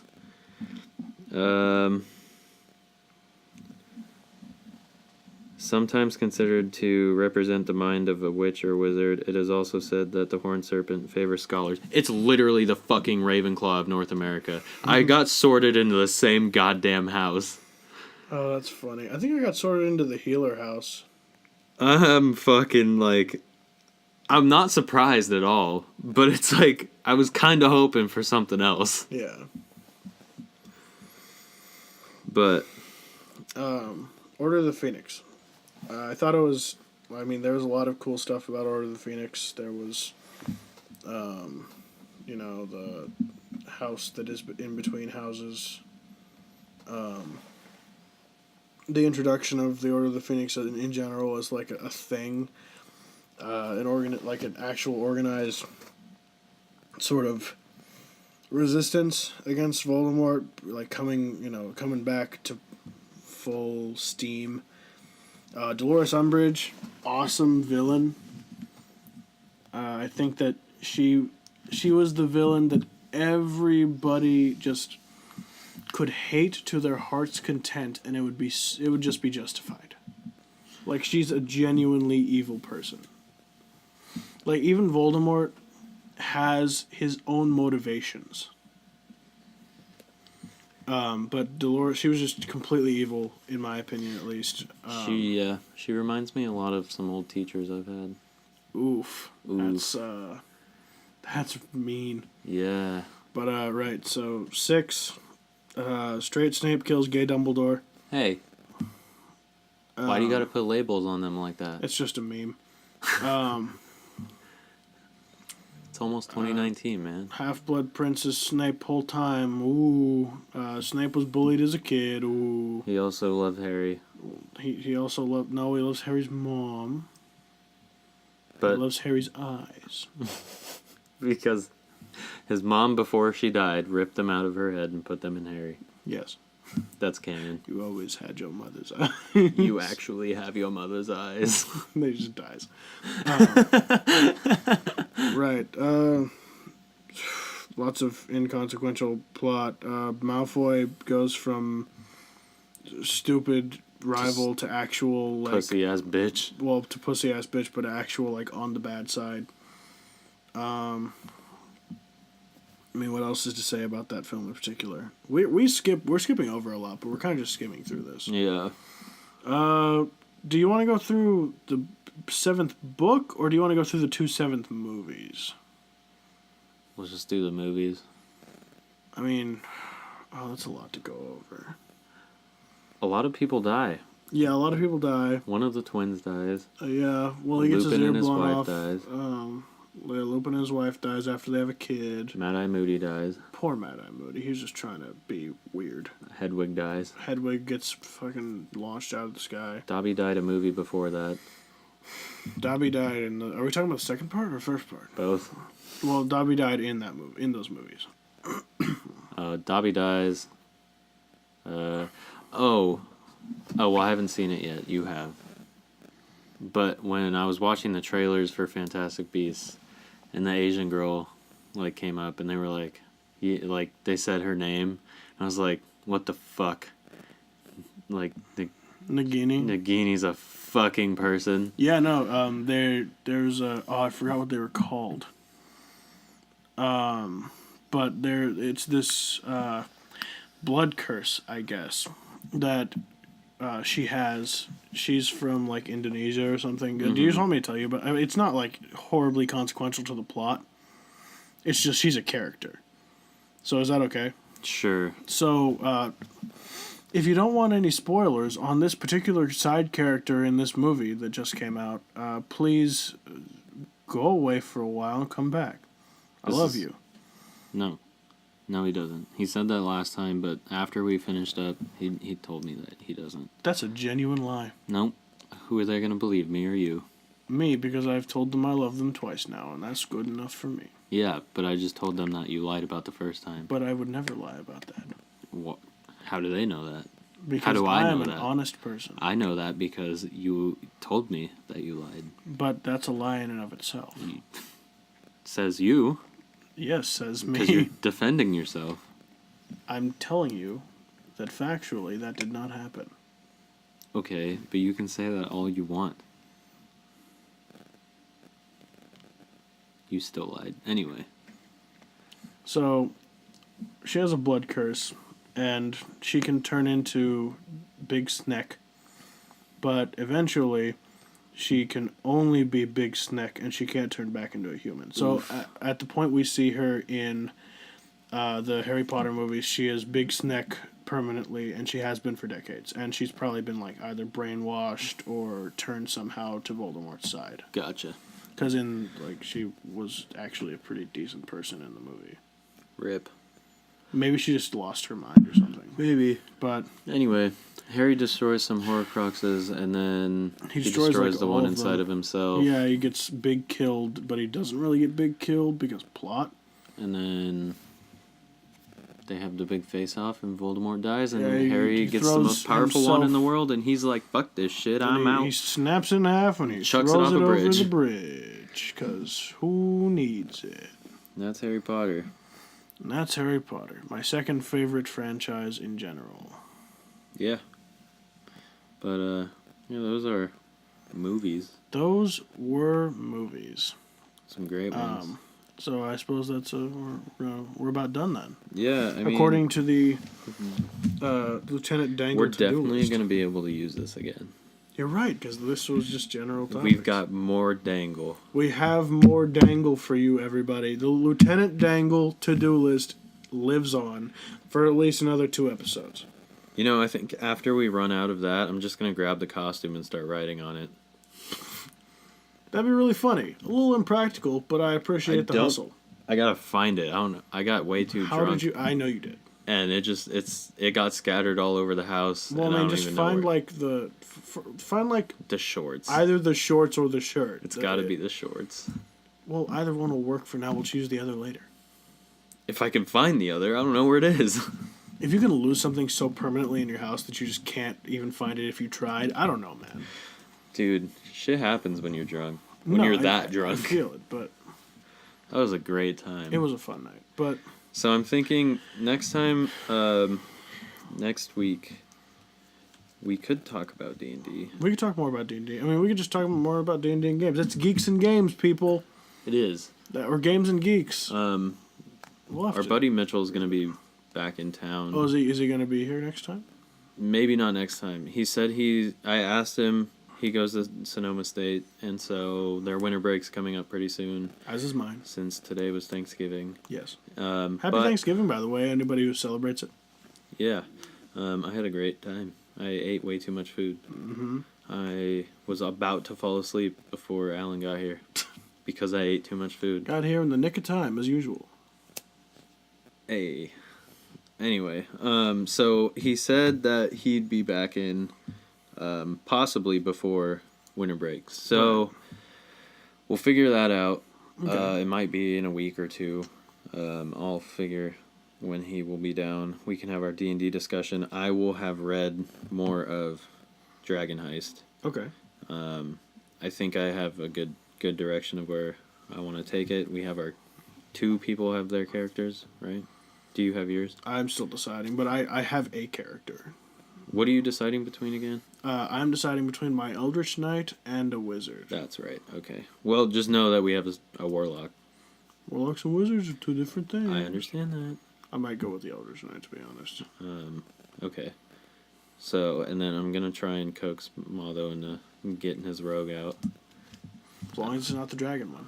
And then Dragonborn one. I texted Michael. I texted Belle. I told him to make a character. So I'll get back to him on that.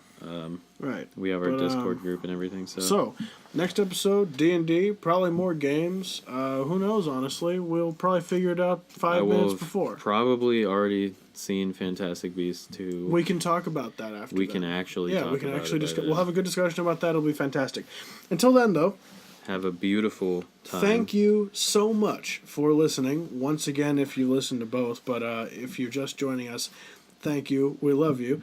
If you like what we're doing, please hit that like button with the force of 1,000 Zeuses. I almost really want to punch you for that. If you like what we're doing here and you want to see more of it, hit that subscribe button because apparently we're YouTubers now. I'm going to hit you after this. And, we love you and have a great day.